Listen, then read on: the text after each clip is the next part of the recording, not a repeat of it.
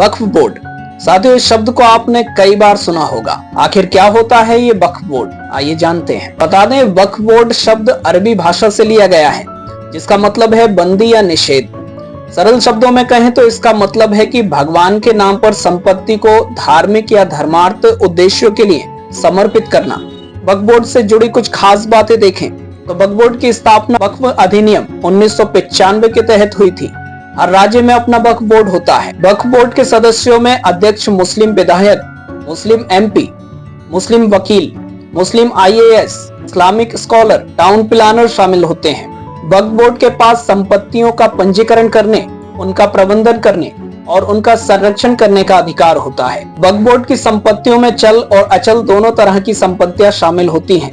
वक्फ board को किसी भी संपत्ति की जांच करने का अधिकार होता है। यहाँ तक कि वक्फ बोर्ड के फैसले को सुप्रीम कोर्ट या हाई कोर्ट में चुनौती नहीं दी जा सकती। वक्फ बोर्ड की संपत्तियों को लेकर अक्सर विवाद होता रहता है।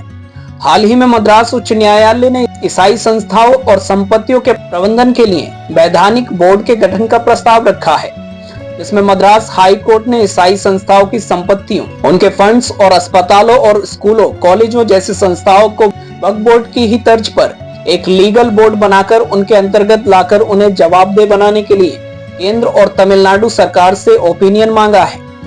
ये बात मद्रास हाई कोर्ट के जस्टिस N सतीश कुमार ने इस मामले पर सुनवाई करते हुए कही थी कि संविधान के तहत हिंदू और मुस्लिमों के धर्मार्थ बंदोबस्त कानूनी नियमों के अधीन है, लेकिन ईसाइयों के लिए इस तरह की कोई संस्था नहीं है। ईसाइयों से जुड़े मामले की एकमात्र जांच सिविल प्रक्रिया संहिता की धारा 92 के तहत का केस दर्ज किया गया था।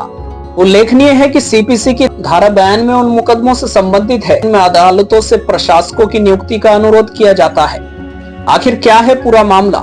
दरअसल ये पूरा मामला ये है कि तमिलनाडु के कन्याकुमारी स्थित नगरकोइल के स्कॉट क्रिश्चियन स्कूल में संवाददाता की नियुक्ति और कर्मचारियों को सैलरी देने के तरीकों को लेकर एक याचिका मद्रास हाई कोर्ट में दायर की गई थी।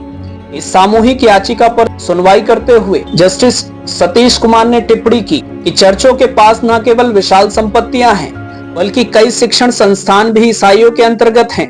इस प्रक्रिया में जिन संस्थानों की रक्षा और सुरक्षा इन निर्वाचित व्यक्तियों से अपेक्षित है, उनका कहना था कि वे प्रशासनिक रूप से पीड़ित हैं, क्योंकि उनके धन का इस्तेमाल सत्ता संघर्ष को बढ़ावा देने के लिए किया जाता है।